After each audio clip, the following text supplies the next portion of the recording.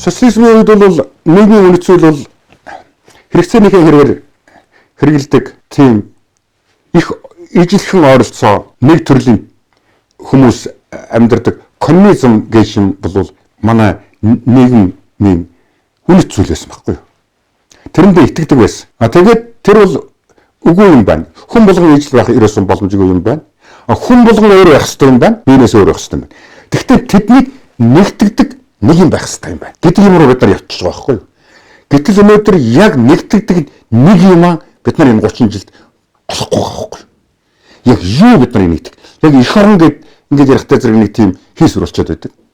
Тэгээ яг юу нэгтгэх юм бэ чамаа гэхэлэр барьж авах юм байхгүй. Энэ нөхцөлд бидний үнэт зүйлийн дээд хэмжээр бол яг монголчуудын хувьд бол тусгаар тогтнол байхгүй юу? Энэ тусгаар тогтнолын чинь дорол тэр бидний яриад байгаа одоо хэл, соёл, уламжлал, ёс, түүх, мөнх гэдэг юм чинь энэ тусгаар тогтнол байхгүй, түүхч байхгүй, хэл соёлч байхгүй.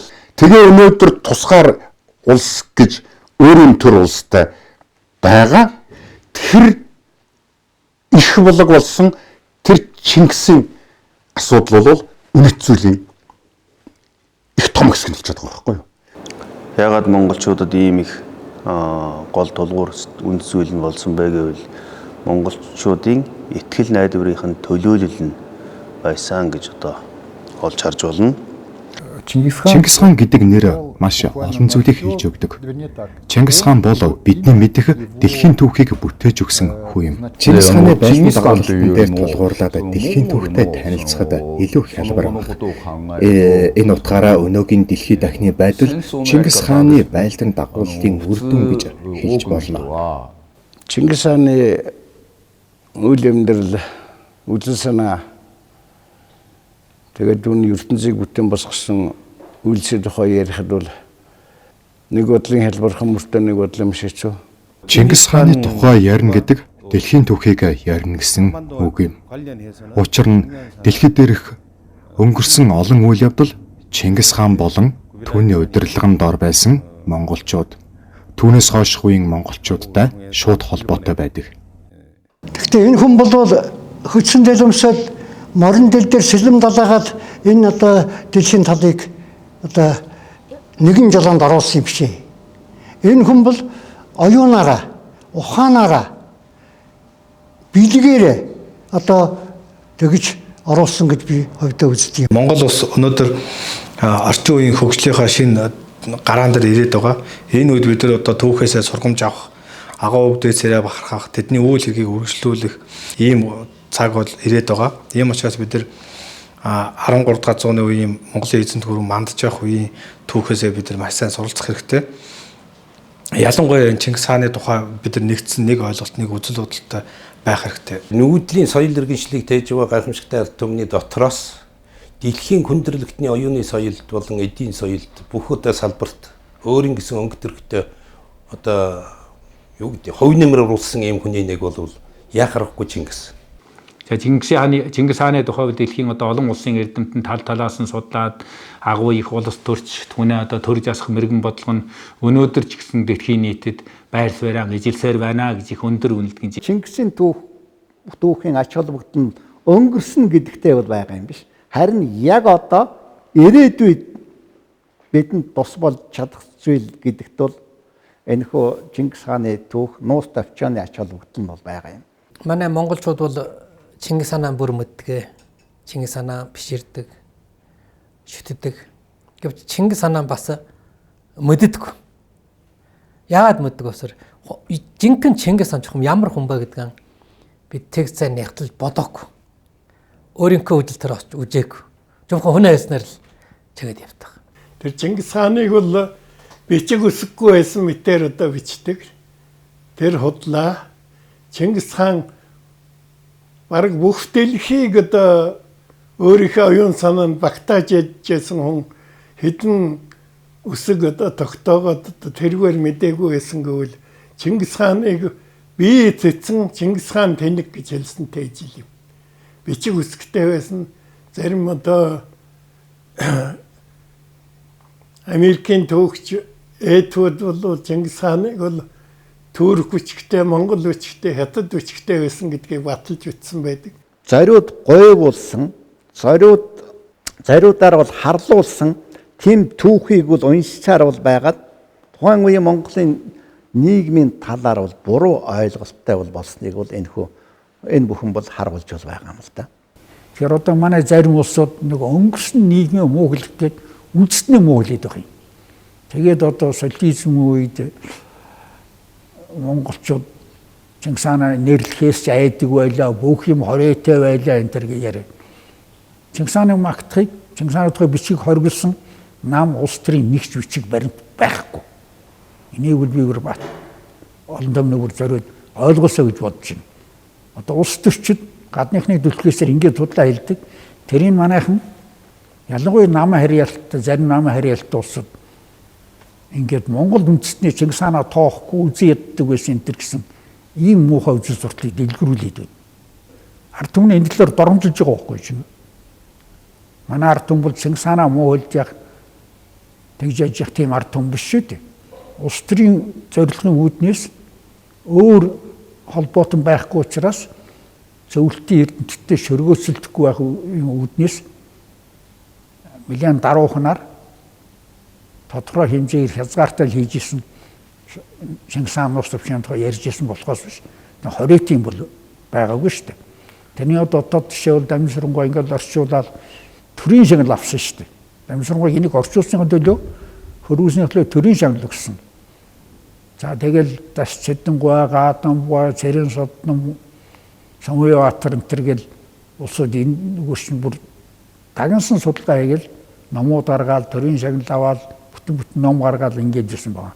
Шийтгдсэн улсууд дотор нуус төвчөө Чингис хааныг магтсан гэж тэг шалтгаан шийтгүүлсэн нэгч байхгүй. Төмөрцөргөө энэ төр бол өөрийнхөө нэр хүндийг дэвшлүүлээд ашигласан гэсэн нэг л тийм үг байна. Тэрийг л цэндгүүл хэлсэн болохоос биш. Бас цэдэн бол дарга энэ хэлээгүй шүү дээ.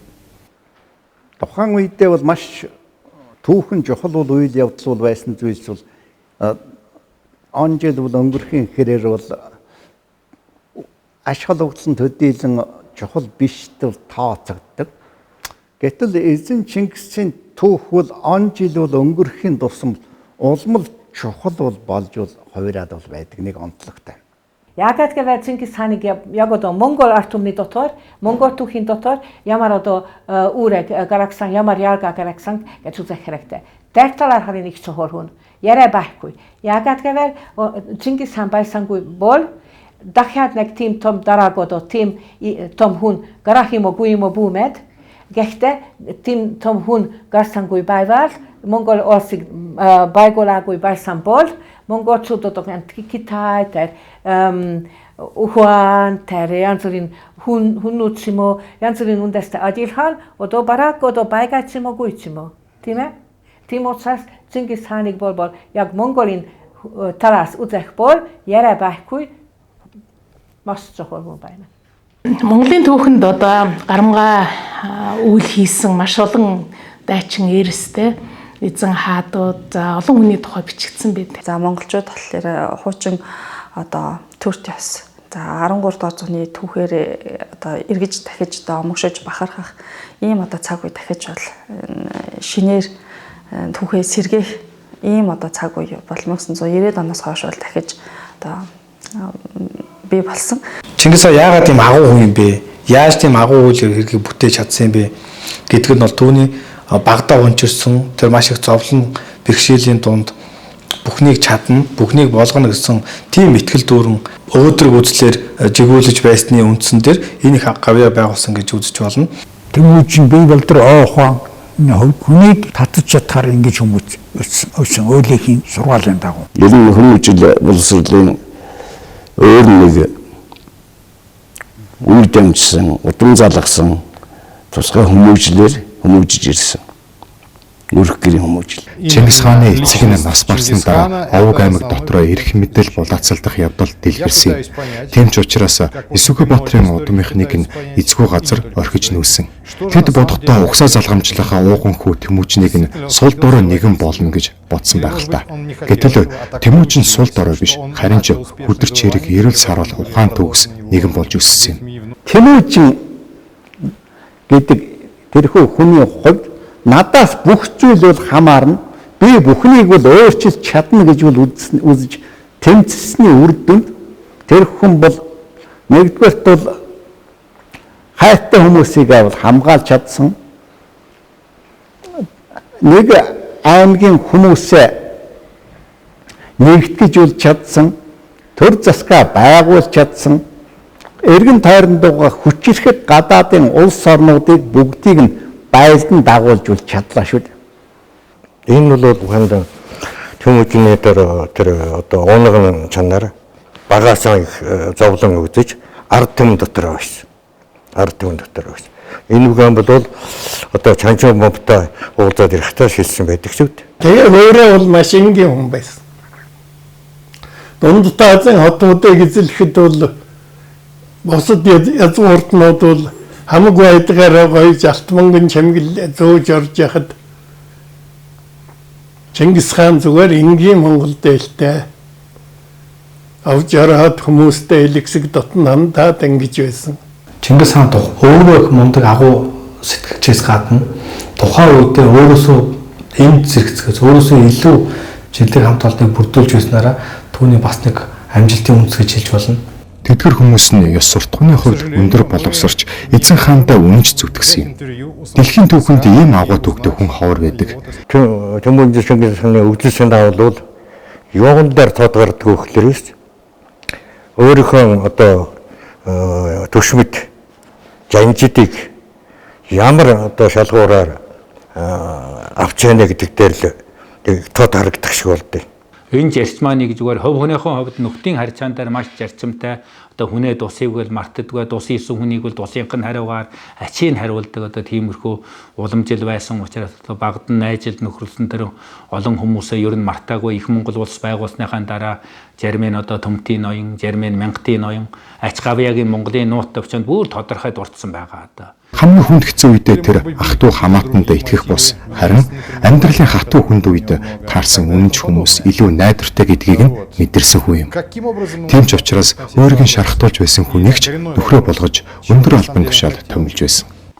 Асар өндөр одоо чадамжтай тийм оюуны чадамжтай хүмүүсүүдийг цуглуулж орчин цагийн яриагаар бол баг болгоод тэр багийнхаа дүгнэлтийг өөрөөрөө дамжуулж гаргадаг ийм хүн байж тээ гэж Чингис хаан 10-ын тогтоонд оруулахдаа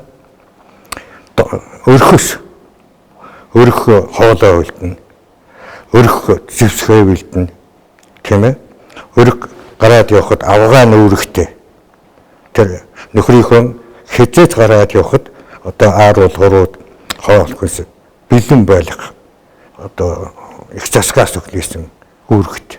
Чингис хаан тухайн үедээ зэр зэвсгийн шинжилгэлүүдийг илүү боловсронгүй болгоход анхаарч байсан. Байлдан эзэлсэн орны зэв зэвсгээс нь суралцж байсан. Чингис хааныг төрж цагт дэлхийн олон орн дайн самтай байсан. Бүгдөө шашнаа дайн. Ухсаа үндэстнээ хорсол данлын дайн. Улсын ашиг хонжооны дайн. Ингээд ястон бүхэд ганцхан Монголын өндөрлөг тийм оттой тэнгэр орчиж олон улс барьсан биш үү гэсэн. Бүхэд дэлхийгээр дохоо үеийн одоо Ази, Европ, Африкийн хэсгээр бүр ингээд самун байж ирсэн үед. Дэлхийн ертөнц үнэхээр өвөж дайваж байсан үед Чингис хаан төрсөн байна л гэж би ингэж ойлгодог. Үнэхээр хэцүү үед төрсөн хүн юм байна. Тэр хэцүү үеэс сугарч гарч ирж тийм том улс гүрнийг байгуулна гэдэг бол хэр баргийн хүн ажил биш байна л гэж ямар ч байсан би бол баттай боддог. Чингис хаан бол байлдан дагуулж ясны хувьд бол дайн бол дайн. нураад сүйтгэж байсан, алж чадж байсан явдал ерөөсөө аливаа данд байдаг л үзэгдэл. Гэхдээ урд өмнөх байлдан дагуулагчдаас илүү их хэрэгс байсан үгүй бол худлаа. Чингис хаан бол харин илүү нэгүүлсэнгүй хүнлэг байсан. Урд өмнөх байлдан дагуулагчид бол өөрийнхөө сурталыг бол одоо шууд тулган хүлээлгэж байсан орнуудаа. Тэгвэл Чингис хаан өөрийнхөө шашин сурталыг бол тулгаагүй, тэр улсын шашин сурталыг бол хэвээр нь одоо хадгалах, тэрнийг үргэлжлүүлэн шүтэх бишрэхийг бол зөвшөөрч байсан. Чингис хаан шашин шүтлэхийг өндөрт өргөж хүндлэн дээдэлдэг хүн байсан. Тэрч байтугай үр хүүхдүүдтэй ямар шашин шүтгийг нь заагаагүй, харин ч шүтэх эс шүтэх эрхийг нь хүндэтгэж байсан юм а.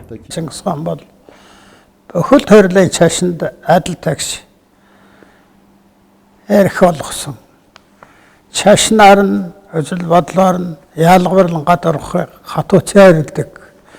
Монголын эзэнт гүрний ноёрхлыг мэдэрсэн ард түмэн Чингис хааны ачаар олон орны соёлын ялгаа, шашин шүтлэг, хэл ярианы ялгааг мэдэрч эхэлсэн юм.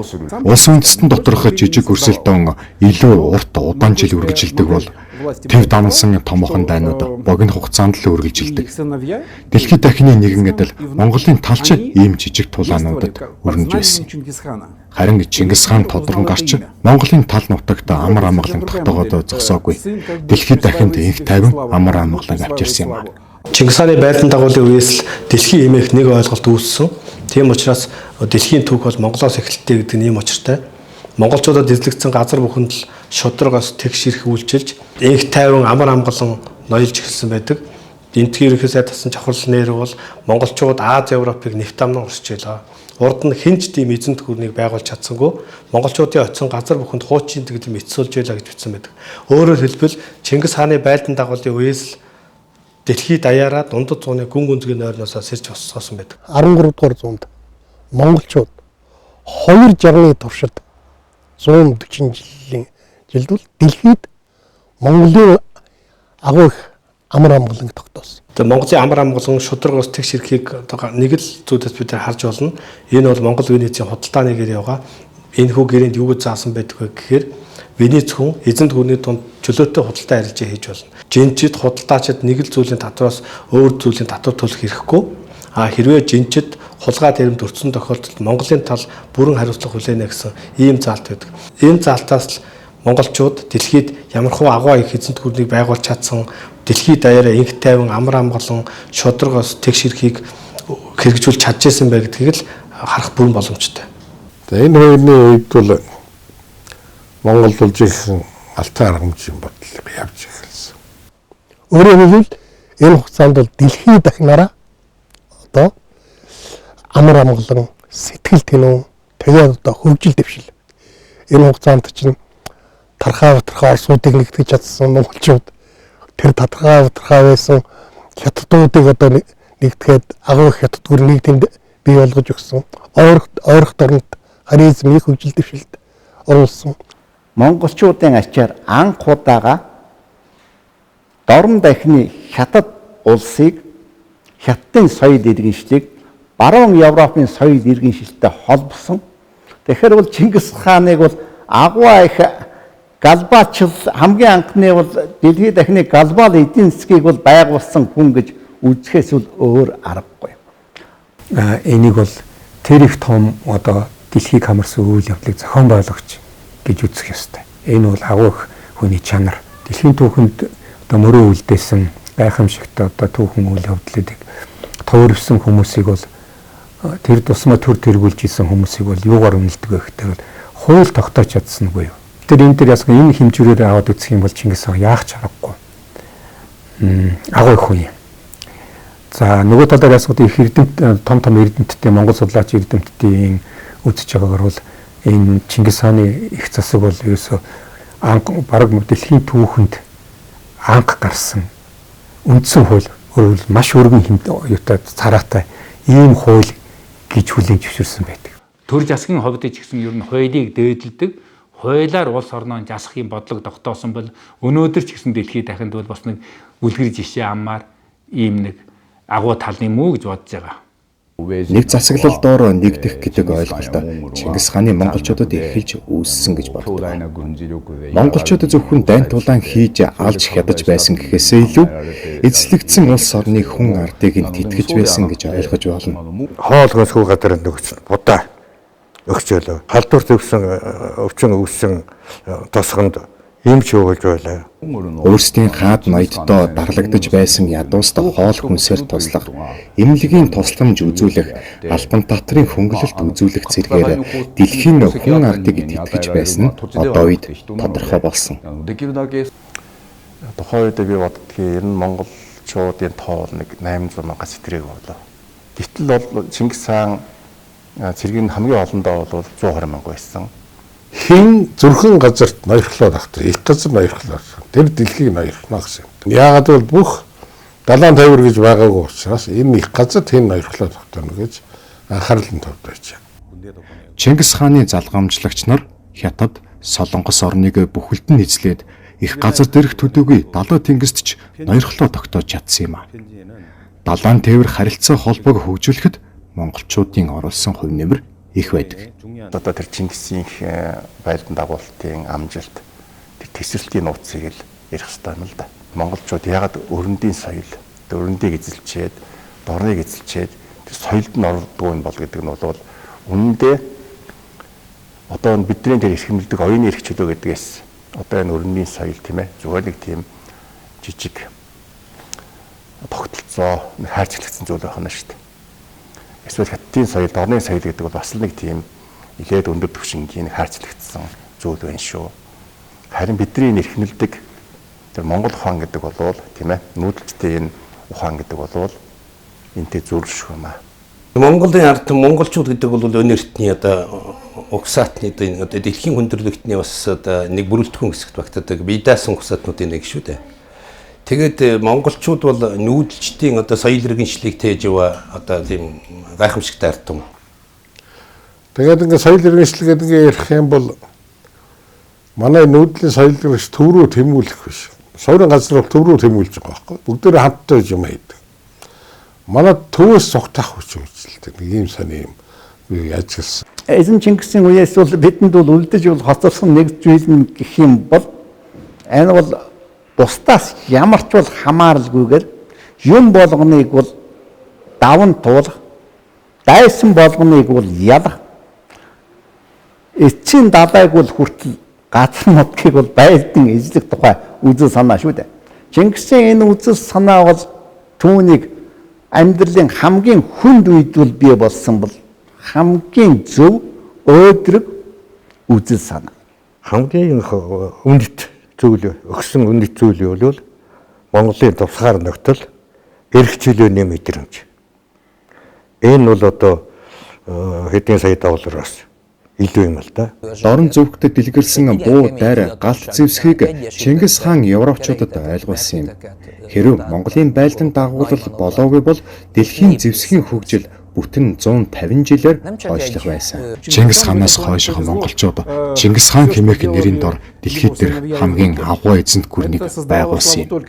Монголын эзэнт гүрний мандан бадарч байх үед дэлхий 150 жил амар амгалан оршсон юм. Энэ утгаар дэлхийн дахина олон улсын харилцаа эрчимтэй хөгжөхөд ихээхэн нөлөө үзүүлсэн юм. Бид нар бол хосгүй удирдагчтай байж. Энэ бол ингэж хэлээл одоо бусдын одоо ярихад илүүс. Үнэхээр дэлхийд хосгүй удирдагчтай байсан байна. Одоо бид цаашдаа Чингис хаантайгаа яаж хамт явах вэ гэдэг асуудал их чухал асуудал болж хувираад байна гэж би бол боддгийн. Өснөн олон 100 жилээр маш олон судлаачид эрдэмтэд уран бүтээлчид Чингис хааны үйл амьдралыг томьёолж гаргасан байх юм. За биднийг өнөөдөр дэлхийн давцуу хүлээж байна. Бид нар 21-р зуунд авиас чадвараараа, оюун ухаанаараа, Монгол ухаанаараа дэлхийг байлдан дагуулах ийм 2-р давлгаа ирсэн байна гэдгийг хэлэх нь бол зүйтэй байх. Ер нь бол Чингис хаан Монгол улс үндэстний байгуулсан одоо хамгийн агуу их эзэн хаан. Чингис хаан талигаач болсноос хойш одоо 800 жилийн турш монголчууд бас өвгдөөцсөн шүтэн биширдэн агуу хүнээ үжил санааг бас өвлөн жалгамжилсаар өнөөдөр гал голомт нь Монгол улс би тэвээрэн байж байгаа. хэдийгээр одоо дэлхийн эзэнт гүрэн шиг 13 дугаар зуун шиг агуу их биш боллоо ч гэсэн одоо түүний энэ гуламт нутг нь Монгол улс хуваарь байж байгаа. Тэгэхээр бол Чингисийн төр засаг гэдэг бол Монголын газар нутаг дээр хамгийн их амьдрах чадвартай жинхэнэ монголчуудын төр засаг юм а. Чингисийн төр засаг гэдэг бол 13 дугаар зууны үед бол ардчилсан шин чанартай цорын ганц улс байсан шүү дээ. Чингисийн төр засгаар бол бид дамжаад Монгол улс жинхэнэ эдийн засгийн хөгжил дэвшлиг, шинжил ухааны дэвшлиг бий болгох боломжтой юм. Эмч учраас Чингис хааны түүх гэдэг бол миний хувьд бол 700 жилийн 7-800 жилийн өмнөх хоцрогдсон, улирсан, баларсан зүйл биш. Энэ бол яг одоогийн үргэлжилжүүл байгаа түүх. Энэ бол монголчууд бидний ирээдүй юм гэж би бодлоо.